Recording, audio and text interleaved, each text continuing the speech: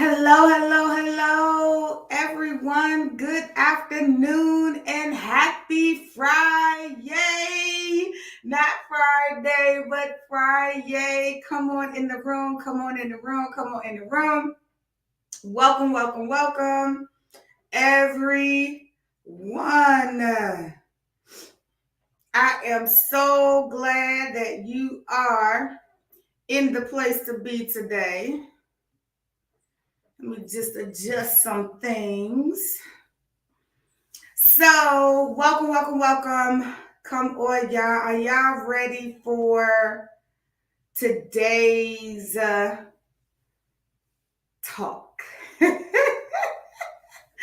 Are y'all ready for today's talk? I hope you are ready for today's talk. So, remember to, if you are watching through Facebook, remember to allow StreamYard to show your name so that when you comment that I can see you. So whoever just said TGIF Mary, all I see is Facebook users. So at the bottom, you should see something that says, click here to allow StreamYard to show your name so I can know who I'm talking to, y'all, so I can know who I'm talking to. So make sure you do that. But whoever just said TGIF Friday, Mary, hello and happy Friday. Happy Friday, everyone. Welcome in, y'all. Let me tell you, if you have not done so already, go ahead and share this live with someone. I'm telling you, they want to hear this because your money story is keeping you stuck. And you may be saying, Mary, what's a money story? We're going to get into that. We are going to get into that. So once again, welcome everyone. For those that don't know me, okay? Which you should know me. I'm knowable. No, but seriously. For those that don't know me, my name is Dr. Mary L. Boyd, and I actually help high-performing women get unstuck with their money, okay? As I like to say, I help them break up with broke. I help them break free from the paycheck to paycheck life cycle that they are living, right? And so who doesn't want to live or not live from paycheck to paycheck? We have been accustomed to living our lives in what I call in 2-week cycles, because most people get paid every 2 weeks. So they can only live within those 2 weeks waiting on the next paycheck. How many of y'all out there have lived a life or is currently living your life in 2-week cycles? Well, it is time for you to stop. And I am your freedom specialist that will help you break free from the paycheck to paycheck cycle. So today, we are going to talk about how your money story is keeping you stuck. How your money story is keeping you stuck. And so you may be saying, well, Mary, what is a money story? Your money story is where you have gotten your beliefs and your values about money. Your money story, right? And a lot of times your money story starts from when you were a child, right? It starts in your upbringing, okay? It starts in your upbringing. And so, and it shapes where you are now. Yep. A lot of what you do now when it comes to money and finances and how you view it and all the things, it stems from way back when. That's where it stems from. And we go through life and we think about or we make decisions about things and we don't even realize that these decisions are coming from our money story, which is coming from how we were raised. So Prime example, I'll tell you my money story, okay? So I grew up in Washington, D.C. I didn't grow up as a child. I didn't think we were poor. I didn't grow up in the hood. I grew up in the city of Washington, D.C. Amazing, amazing area. 11th and C. And any of my D.C. family is in the house. 11th and C Street Northeast. What's up? What's up? I holla. Okay. And so my mom worked for the federal government. She retired on disability from the federal government.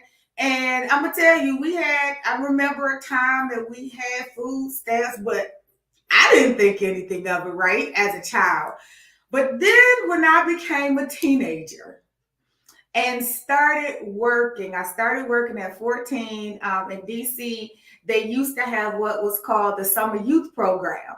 And you had to be 14 years old to work with the Summer Youth Program. And you worked for areas in the city. So you could work for the school system. You can work at the botanical gardens. You can work at, the different city companies, right?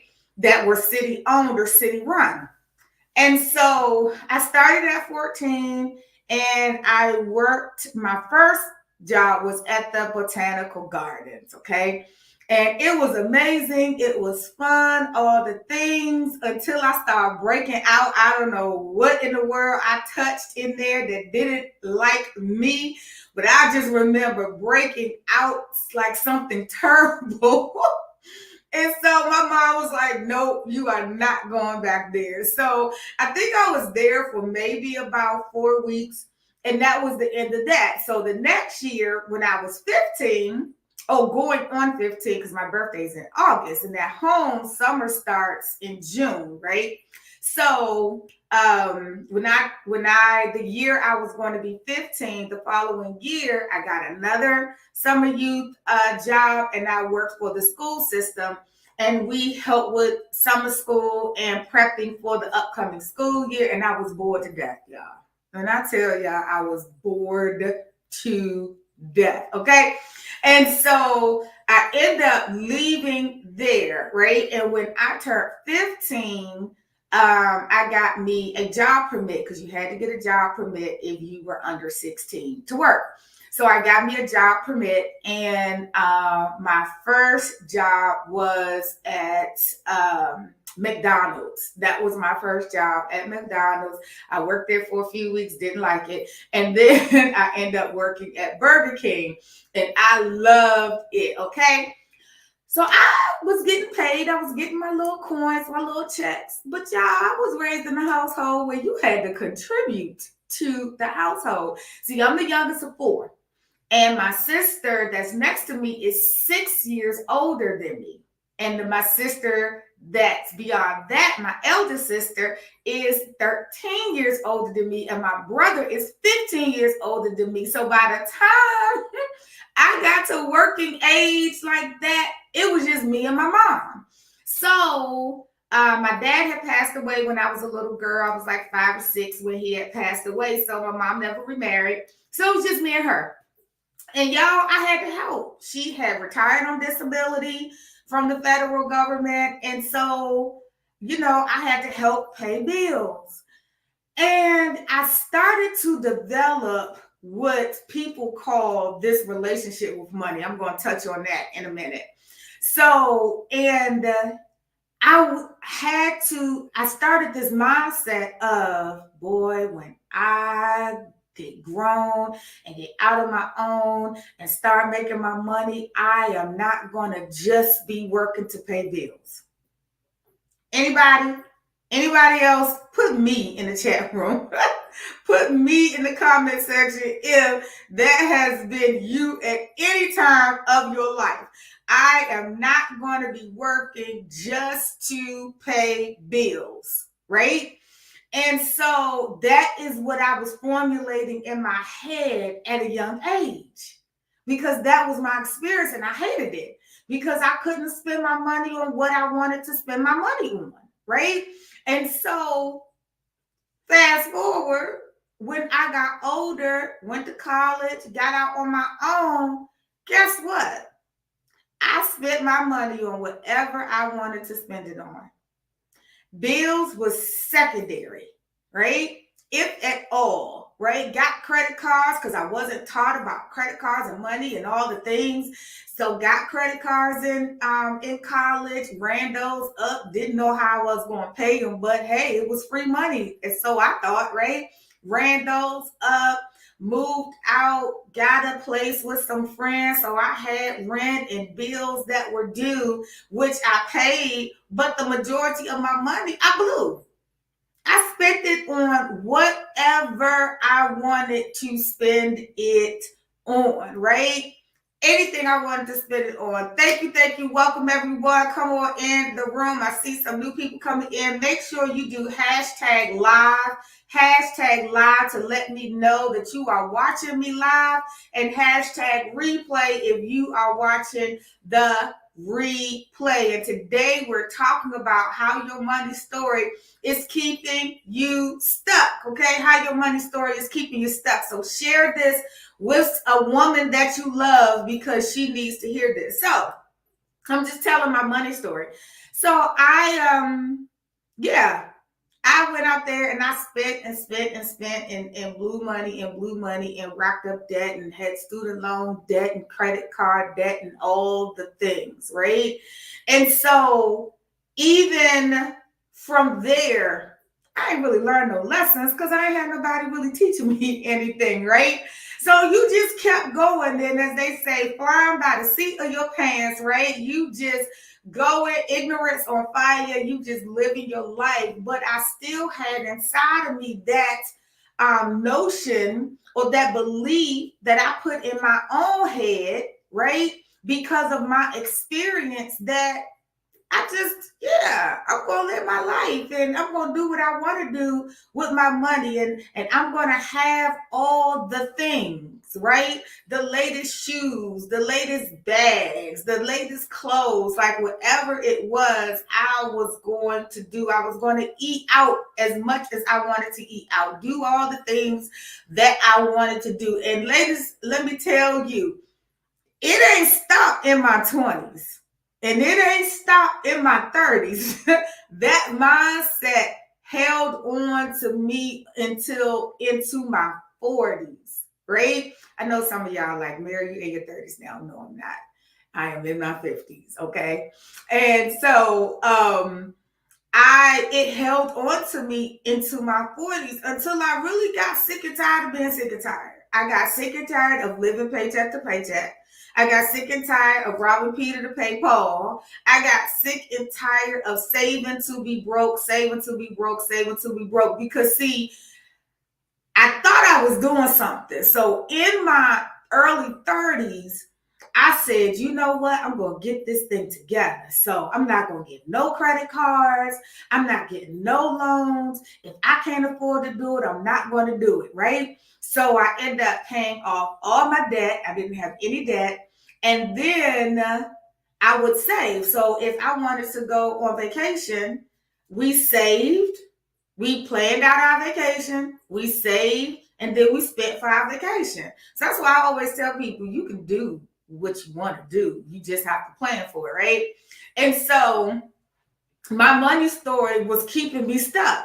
So I saved for the vacation, went on vacation, then I was at zero again. Then save for the next thing. If I wanted some new furniture, you save for the furniture.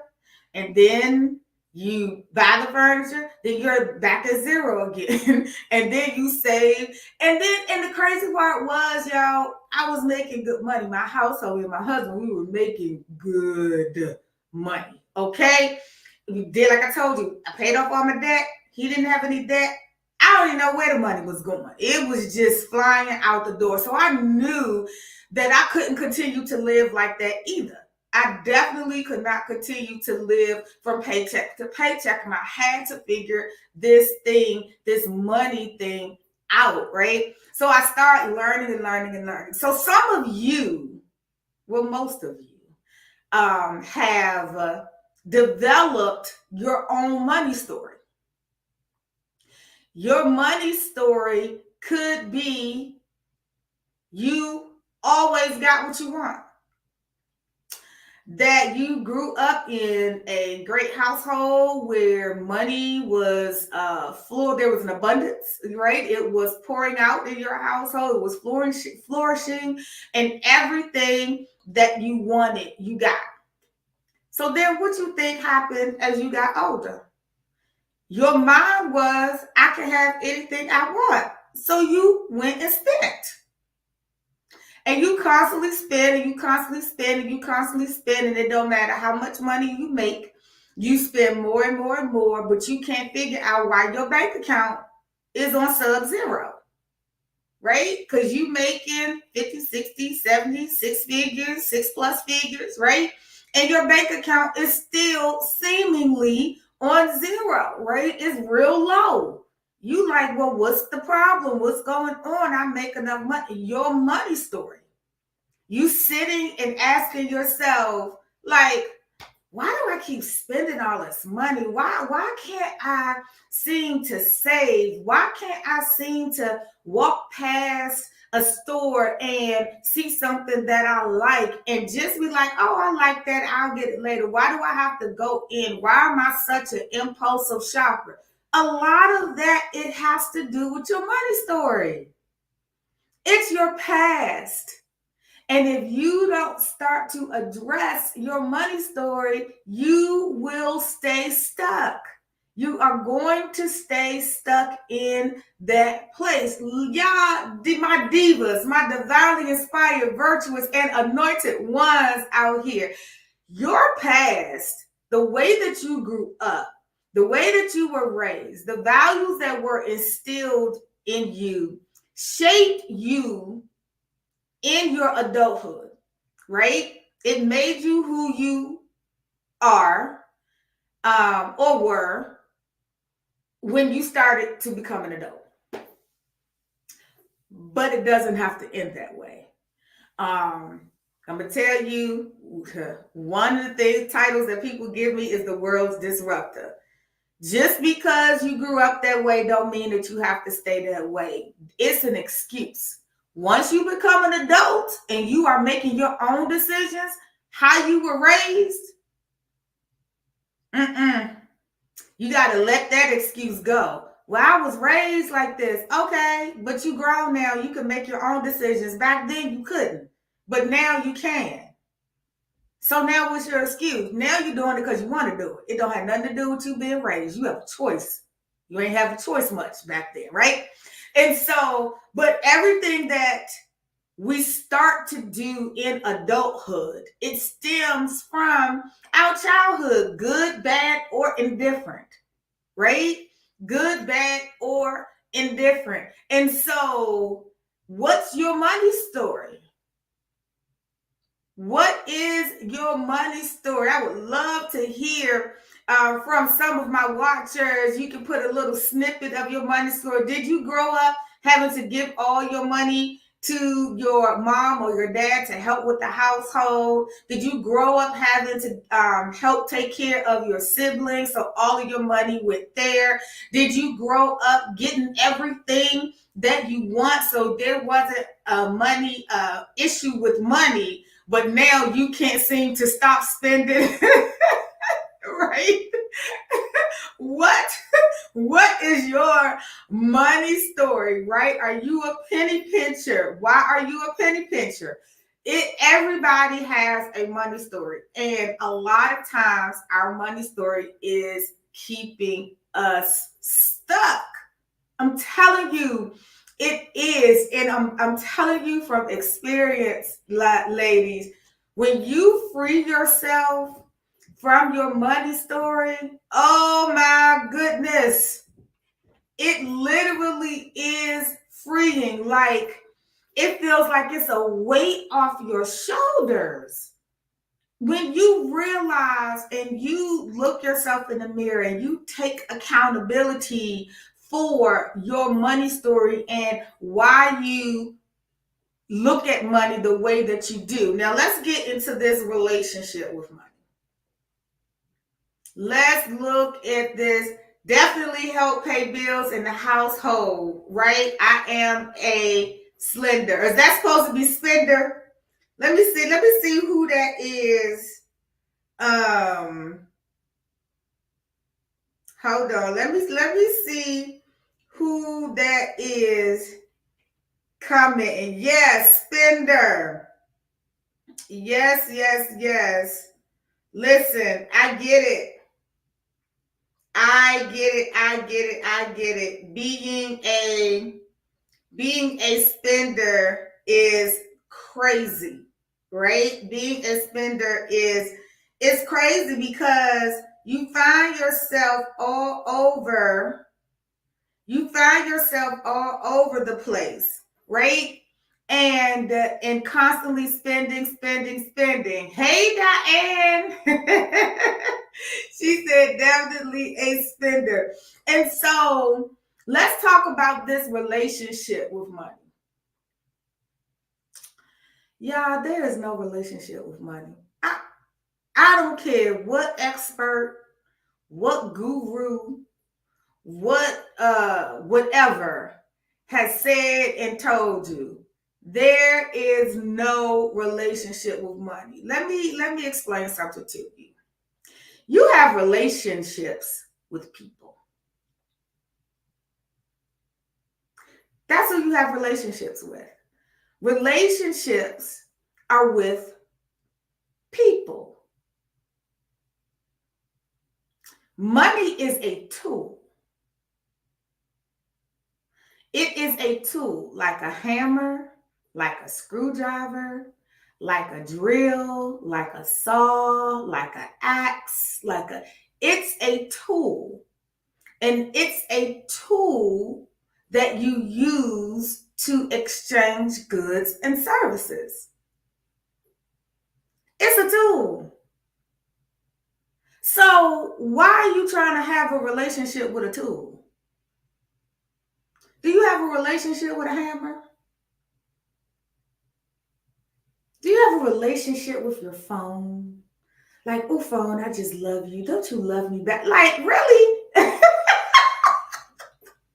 Like, really? You have relationships with tools, right? A bad one at that, right? A bad one at that. Correct.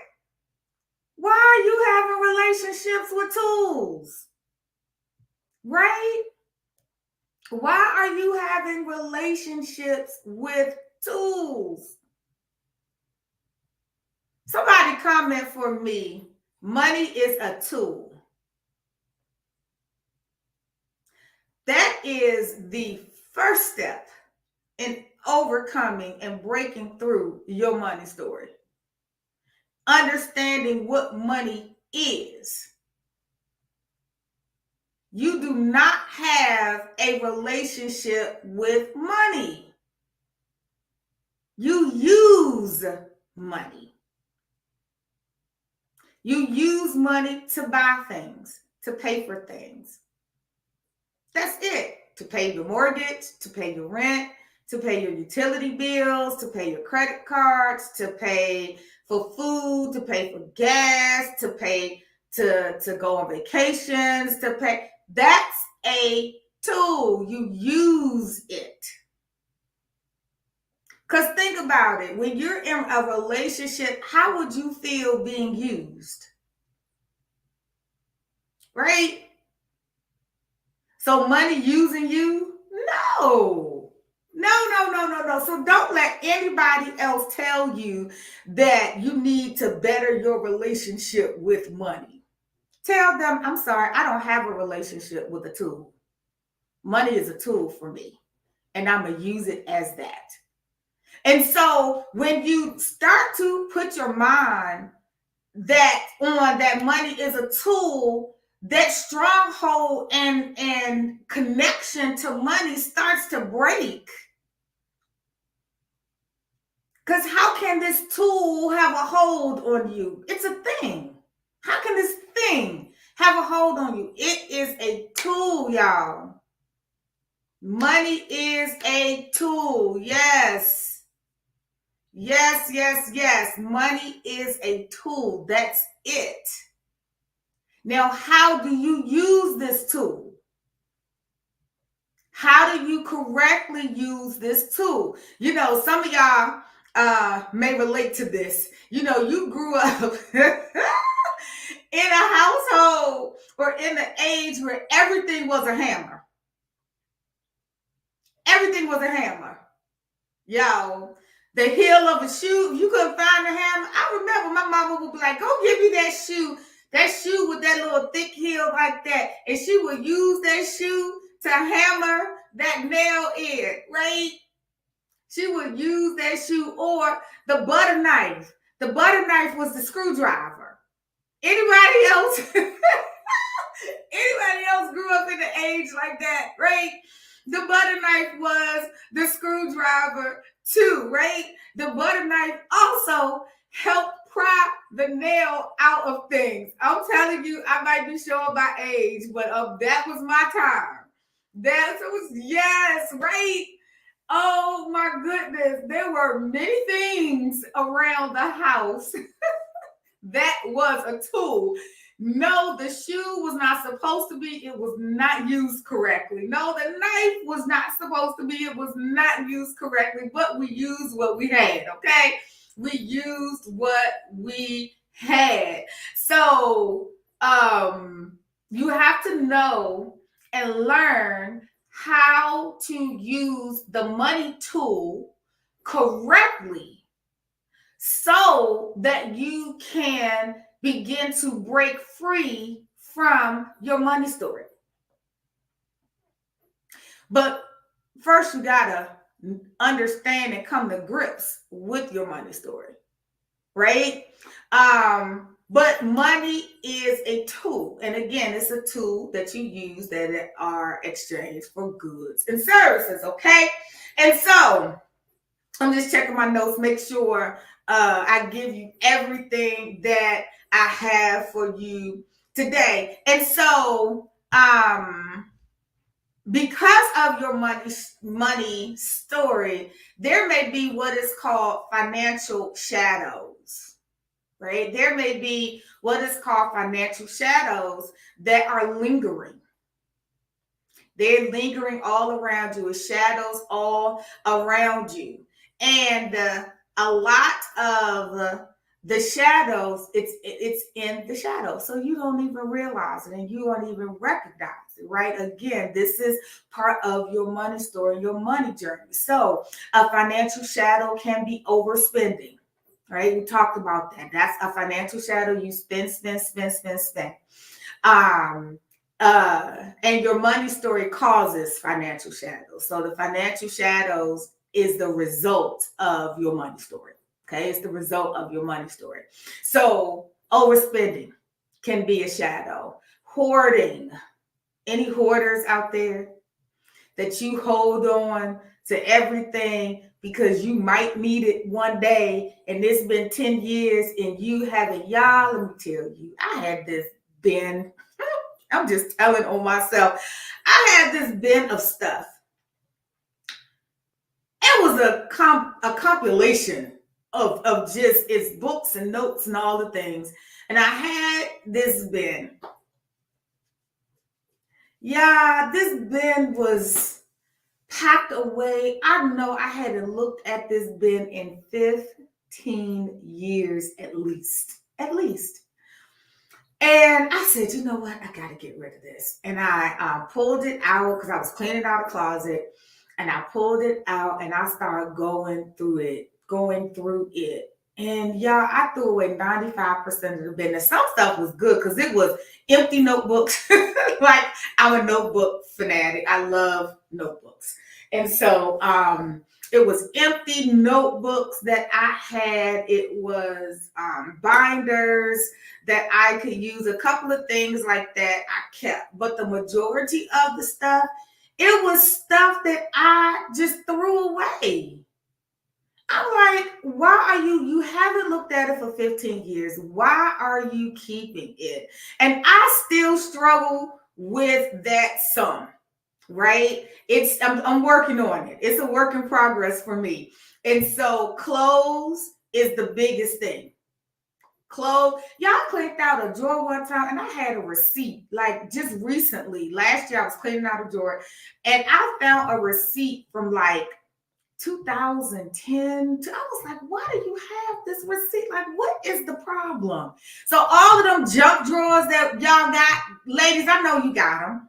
Them junk drawers that you got that you open up and you just throw stuff in because you don't feel like dealing with it at the time or putting it up. I challenge you to go through that drawer or those drawers for those of you that may have more than one, okay? Go through the drawer and clean it out. Get rid of the clutter. Hoarding is bad.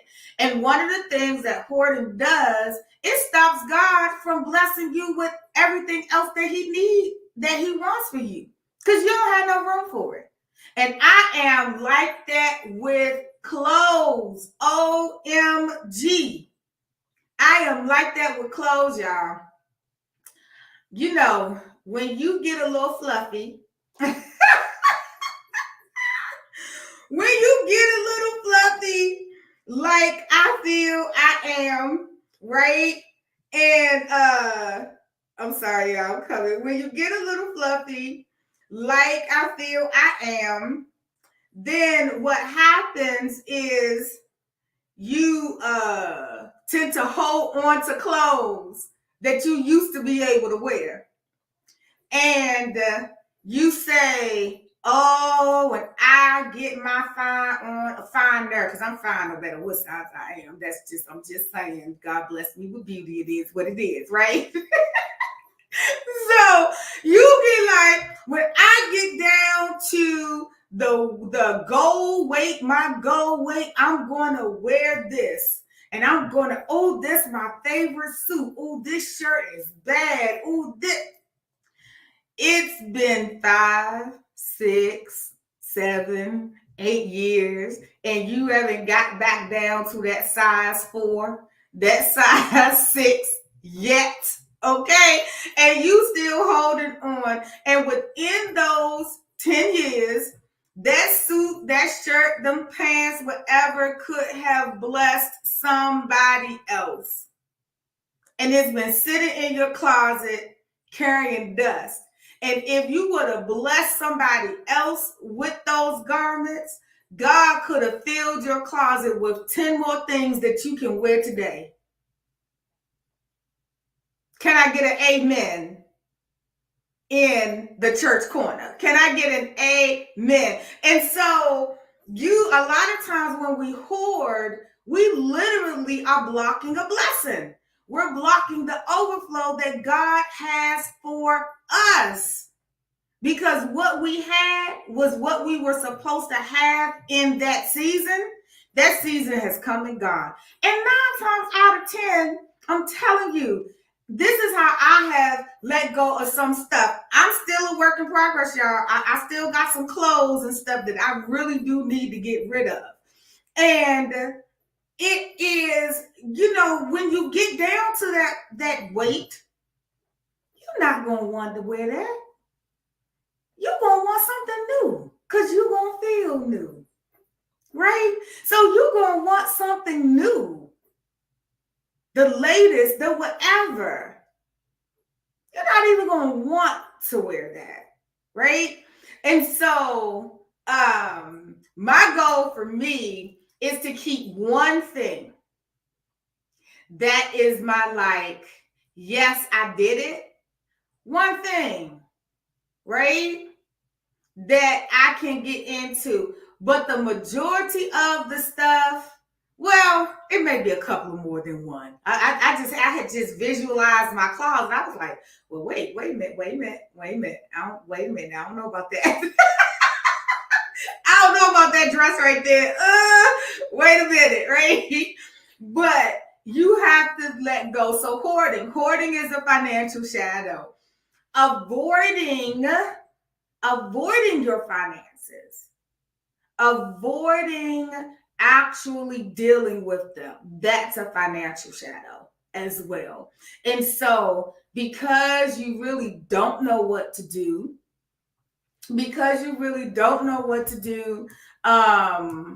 you are like, It's just going to go away if I just close my eyes. I just close my eyes and not think about it. It's just going to all go away. And I'm going to wake up and I'm not going to have these issues. Yeah, that's not the answer either. That's not the answer either. So, financial shadows will cause you to avoid dealing with your finances. And financial shadows will get you in debt. Financial shadows can get you in debt. Again, these are the results of your money story. So your money story will get you in debt. You spending all of the credit cards, right? Why are you talking about me, Dr. Boyd? Listen, the only way that we are going to get past this and break free is to address it. So just say ouch and hold on. Just say ouch. That's all. Just say ouch and hold on. This is all right. You are not by yourself, I'm telling you. So debt, we get all the store credit cards, every credit card we were supposed to get. We get loans. You know, we just spend, and it just doesn't change. And we spend and not invest. That's another money shadow or financial shadow, is the inability to invest. You are afraid to let go of money. And you value the spend over the invest. Oh, I know I'm preaching to somebody good out there. You value the Michael Kors, the Lubus, the I'm not a fashionista. I'm not big on name brands, but all the name brands that are out there, right? The J's. You value those things. You value the Beyonce and Jay-Z concerts that's charging you ridiculous amount of money to go see them. You value the hair weaves that is costing you $1,000, $2,000, $500, right? You value the nails, right? You value the nails, and every time you go get it done, it's costing you over $100 or close to $100 to get it done. Now, I'm not saying that you can't have those things. I'm not saying that you can't take care of yourself in that way. But a lot of times when it comes to investing, when investment opportunities become your way, whether it's through business opportunities, when you invest, to me, it's all business. So investment opportunities, business opportunities, we say that's too much money. I'm not spending that on that. Oh, it's a scheme. It's a scam. Oh, it's a get rich quick scheme. Oh, it's all the things, right? All the head spaces.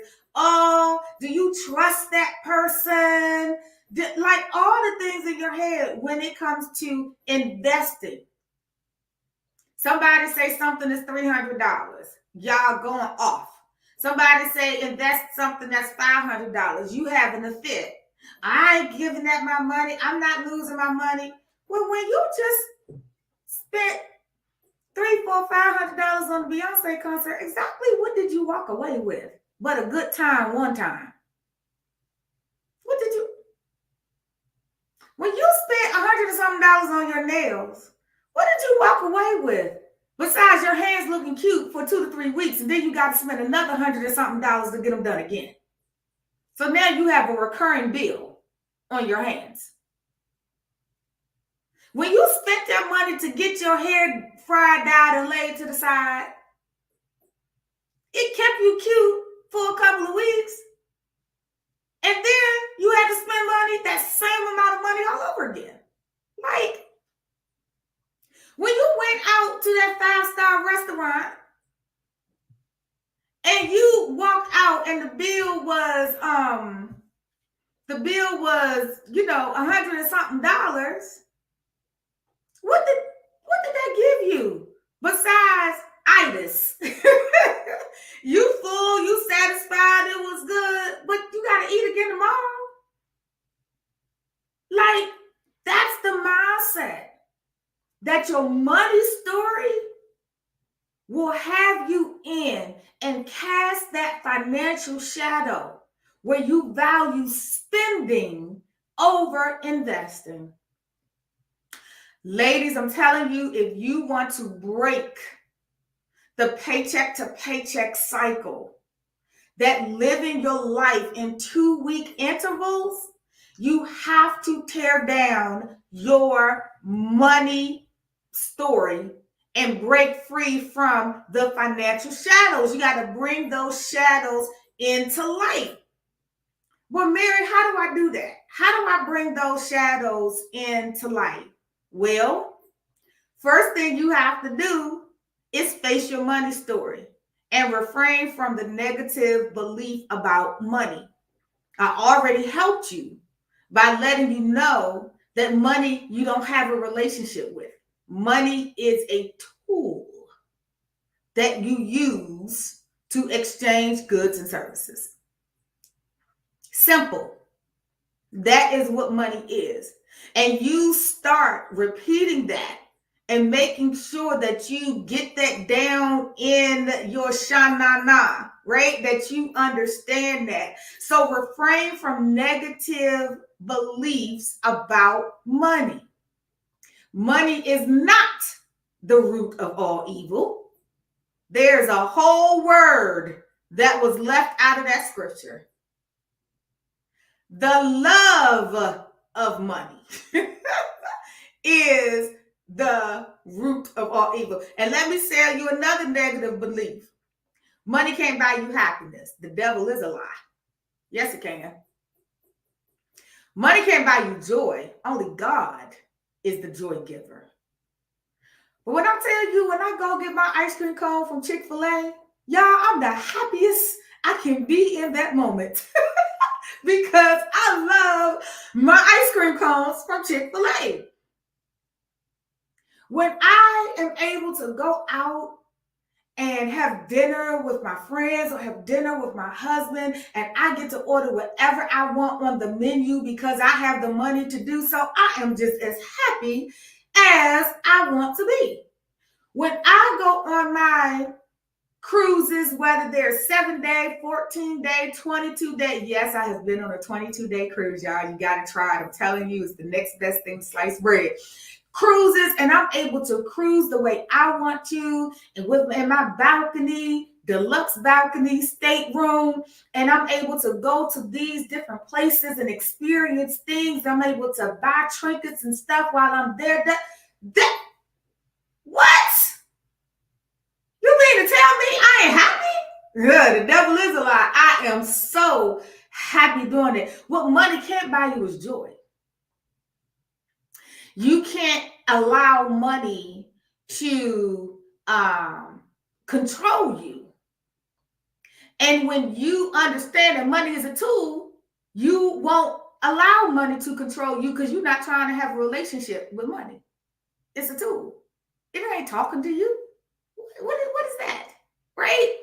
And so money can. Disrupt that. Yes. The other thing money does, it makes life happenings, when life be lifing, it removes the stress and turns it into an inconvenience. Listen, when your car break down and you only got one, and you got to put that bad boy in the shop, when you have money to pay for it, and you have money to have a rental car until it gets fixed, listen, You ain't worried. You're, oh man, it's an inconvenience. You want your car. You don't want your car sitting in the shop forever.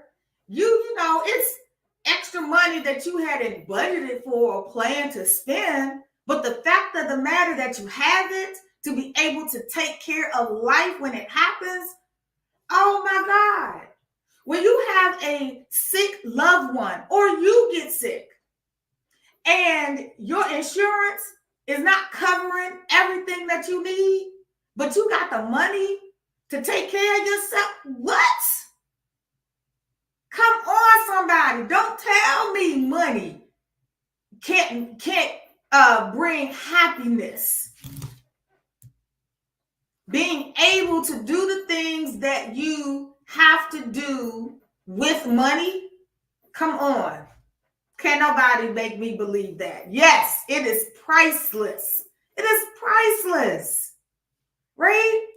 Again, changing your mindset and your negative belief and breaking the strongholds that you have been taught about money. It's been lies. They've been lying. It's been lies from the pit of hell. It's been lies, y'all. Break free from the lies. The other way to come out of the financial shadows is to start to get healthy money habits, healthy financial habits, right? And the way that you do that, the third way, is through professional help. Because listen, I know the saying about crazy is, or insanity, is doing the same thing over and over and over again, expecting a different result. Okay. But I think it's knowing what to do and not doing it. I think, it's knowing what to do and not doing it. So I believe that if you knew what to do, that you ain't crazy and you ain't insane, that you would actually do it. So many of you don't know what to do. That's why you haven't done it.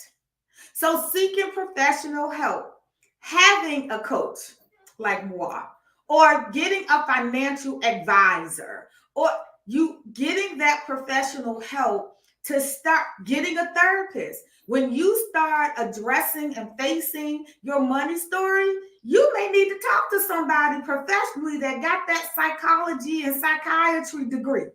Okay? You might need some professional help. There's nothing wrong with it, right? So professional help in the different areas that you need it in to help you get over your money story, break free from it, and start making better decisions. And of course, educating yourself.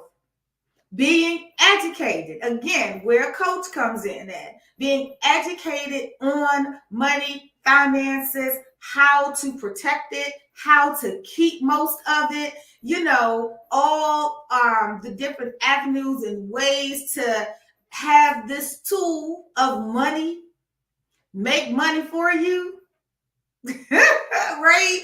Have the tool of money multiply, okay?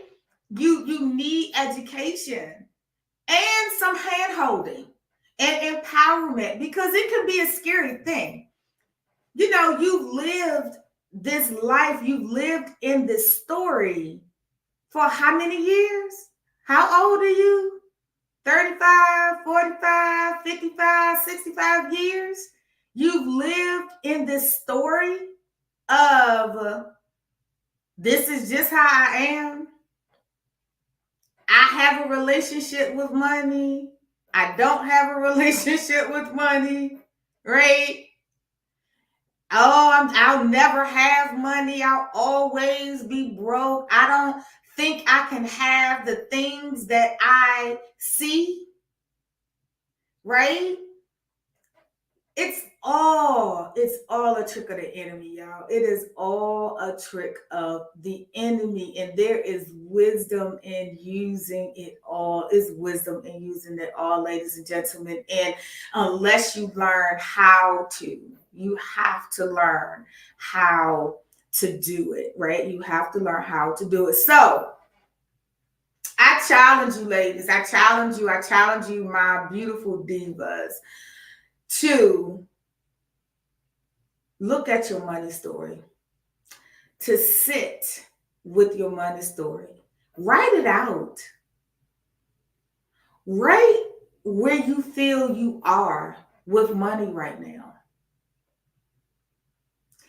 Write out where you want to be in your finances.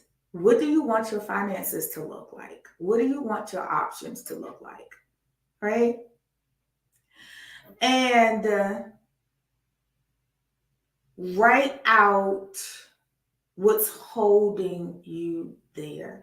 When you write out where you are and where you want to be, and then you focus on where you are right now and why you're there. Focus on why you're there. And I want you to start all the way back to where you can remember that you started developing a mindset about money. That is where you start to break the ties of the paycheck to paycheck cycle. Because now that you know, now that you are aware, now that you are intentionally focusing on it, right? Now that you are intentionally focusing on it, now you can do something about it. Right? Now you can do something about it. Now you can address it. Now you can deal with it. Now all the things, right? You can absolutely do all of the things. So, divas, don't let your money story keep you stuck. Do not let your money story keep you stuck. Don't let it keep you in a place where you can't afford to do the things that you want to do. Y'all, money gives you options. Money gives you options. Who don't want options? I've heard people say money give you choices. I beg to differ, because you already have choices. God blessed you with that. You were born with choices. Money gives you options. Somebody put options in the comment section for me. Somebody put options in the comment section for me, because money gives you options. It absolutely gives you options, right?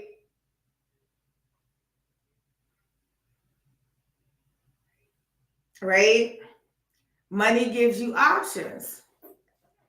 You get to decide if you want to fly first class or fly main. You get to decide if you want to stay in Motel 6 or